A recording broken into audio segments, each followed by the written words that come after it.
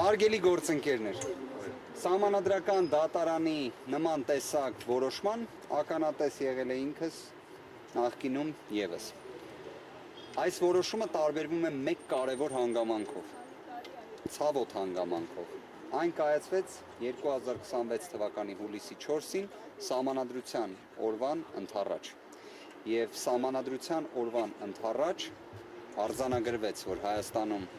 կա Սահմանադրություն, կա Սահմանադրական դատարան,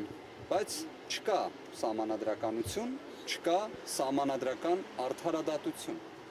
Սահմանադրական արդարադատության համար առաջնային է իհարկե Սահմանադրական դատարանի կազմի լեգիտիմության խնդիրներ, որը ցավոք չհաղթահարվեց։ Սահմանադրական դատարանը հենց ինքը հրաժարվեց իր իսկ կազմի լեգիտիմության խնդիրը հաղթահարել։ Այն, որ այս ընտրություններին ընտրախախտումների հետ կապված հանգամանքները անվիճելի էին, կարծում եմ ակնհայտ է։ Այն խնդիրները, որոնք մենք ներկայացրել ենք, գնահատողական դատողությունների տիրույթից դուրս էին։ Դրանք ակնհայտ էին, դրանք հայտնի էին, պարզապես դրանք պետք է նաև իրավական կերպով ճիշտ ամրագրվեր։ Եվ դա ամրագրվեց։ Արդյոք դա տվեց այն արդյունքը, որը կլիներ արդարության պահանջի բավարարումը, ոչ։ Սա խոսում է համակարգային խնդիրների մասին, որը մենք ունենք Հայաստանում։ Հնարավոր է այս Սահմանադրական դատարանում տևած դատական նիստերը մեր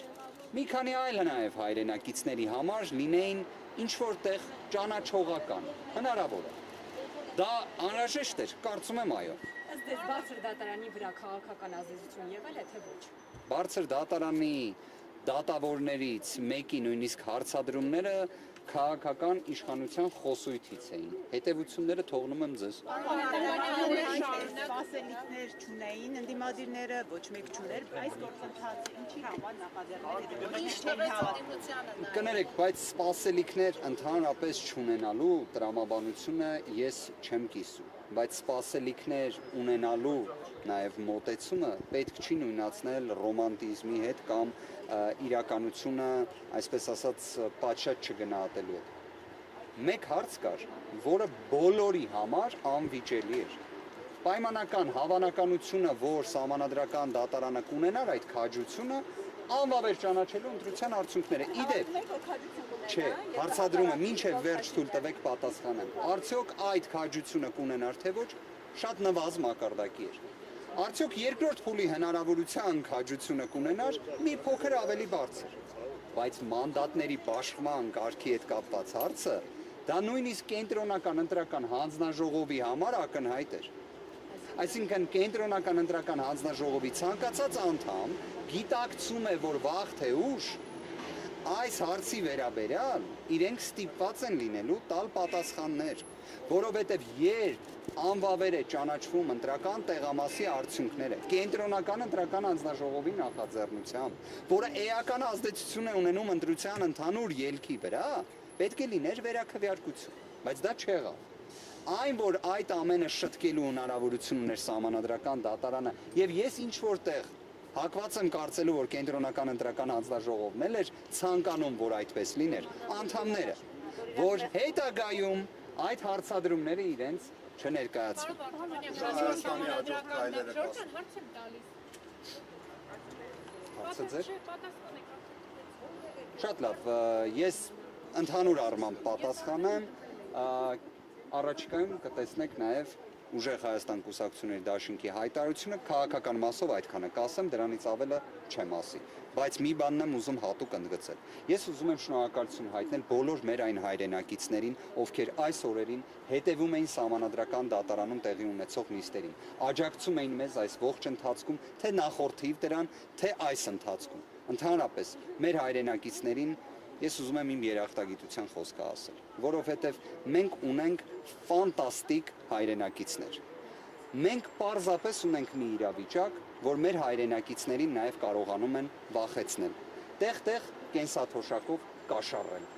Ցավոք այդպես է, բայց մի բան էլ նաև բոլոր այն ընդդիմադիր մեր հայրենակիցներին, ովքեր իրենց քվեն տվել էին ընդդիմադիր ուժերին։ Սիրելի հայրենակիցներ, իմացեք, որ այն հայտարարությունը, որը տեղի էր ունեցել, որը զրպարտչական էր, որը վիրավորական էր, որը անընդունելի էր, իբրև ընտրակաշառքների հետ կապված, հերքվեց Սահմանադրական դատարանում։ Եթե այսպես ձևակերպեմ, եթե կար մի կարևոր հանգամանք, որ կարող էր արձանագրվել այս Սահմանադրական դատարանում նիստերի ընթացքում, դրանցից մեկը նաև թող դա լինի, որովհետև քաղաքացիական պայմանագիրը ուղիղ հրաժարվեց իրենց այդ հայտարարությունից, ինչ որ իմաստով վերականգնելով մեր հայրենակիցների վիրավորված պատիվն ու արժանապատվությունը։ Դա տեղի ունեցավ այս Սահմանադրական դատարանում, քանի որ ընտրակաշառքների հետ կապված այդ ամեն կերպ փչված փուչիկը վերածվեց դրվագային մի քանի դեպքերի, պարզվեց էական ազդեցություն որևէ կերպ չի ունեցել ընտրության արդյունքների վրա։ Մի փոքր խումբ դեպքեր, որոնք կրկին կասեմ առիթից օգտվելով, ուժեղ Հայաստան կուսակցությունների դաշինքի հետ զրո առնչություն ունեցող, զրո։ Պարոն Արտեվանյան, քանի որ Սահմանադրական դատարան դիմաց ուժերից շատերը արդեն իսկ կանխատեսում էին Սահմանադրական դատարանի որոշումը եւ հայտնել էին, որ որոշումից հետո իրենց նաեւ մանդատները վերցնել չվերցնել, դա դուք նշեցիք, որ հայտարարության կա, բայց պատրաստ է որոշումը արդեն իսկ։ Ոնց դուք տեսաք, մենք ի տարբերություն քաղաքացիական պայմանագիր կուսակցության այդ մշակույթը փորձում էինք իսկապես, որ ձևավորվի Հայաստանում, որ դեռևս Սահմանադրական դատարանի որոշում չլինելով, որևէ նման մի հանգամանք հաստատված չհամարվի։ Եղավ որոշումը, ըստ դրա արդեն կլինի նաև հաջորդի գործողությունները։ Այլ հարց, որ մենք բոլոր հնարավոր սցենարները դիտարկում ենք իհարկե, բայց վերջնական որոշումները բնականաբար պետք է կայացվեին այս որոշումից հետո։ Այսքանը սիրելի գործընկերներ, վերջին հարցը։ Շատ լավ, նախավերջին Սահմանադրական դատարանի մասին օրենքում այդ մանդատների վերաբաշխումը, օրինակ ինչ կարող էր անել, ճանաչեր, արդյունքներ անվանվեր եւ ինքը վերաբաշխեր մանդատները։ Տեսեք գործընկերներ, իրավական առումով պարզաբանեմ, կենտրոնական ընտրական հանձնաժողովի ընդունած խայտառակ որոշումն էր, որ Սահմանադրական դատարանի արդարադատության առարկան էր։ Այդ որոշումը ճանաչվում էր անվավեր, սահմանվում էր մանդատների բաշխման նոր կարգ։ Այն կարգը, որը պարտավոր էր սահմանել կենտրոնական ընտրական հանձնաժողովը։ Այո, որովհետև անվավեր եթե չէին ճանաչվում այդ երկու ընտրատեղամասը, երեքն է չեմ ասում, երկուսը, Բարգավաճ Հայաստան կուսակցությունը այդ շեմը հաղթահարել էր։ Իդեպ ստացվում է առաջին անգամ, սա իդեպ թող որևէ մեկը չմեկնաբանի, որ Հայաստանում նախկինում ընտրությունների ժամանակ ես ասում եմ խախտումներ չեն եղել։ Խախտումներ եղել են։ Սահմանադրական դատարանը բազմիցս դա արձանագրել է։ Իդեպ ի տարբերություն հենց այն անձանց, ովքեր այսօր Սահմանադրական դատարանում պաշտպանում էին այն ընտրական օրենսգիրքը, որը քննադատում էին նախկինում եւ այլն, այդ այսպես ասած կարծիքների փոփոխականությունը դնենք մի կողմ։ Ընտրական օրենսգրքի հետ կապված խնդիրներ Սահմանադրական դատարանը նախկինում էլ արձանագրել է։ Այստեղ խնդիրը ուրիշ բանում է, որ նույն այդ ընտրական օրենսգրքի տրամաբանության ներքո չի եղել դեպք, որ ուժը հաղթահարի ըստ քաղաքացիների քվեի անցողի քշեմը, բայց կենտրոնական ընտրական հանձնաժողովը խլի այն։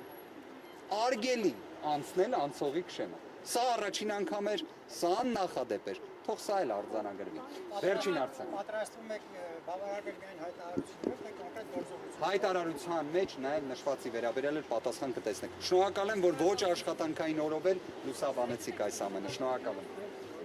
Բաժանորդագրվեք Արմատ մեդիայի ալիքներին YouTube-ում, Facebook-ում, Instagram-ում և Telegram-ում։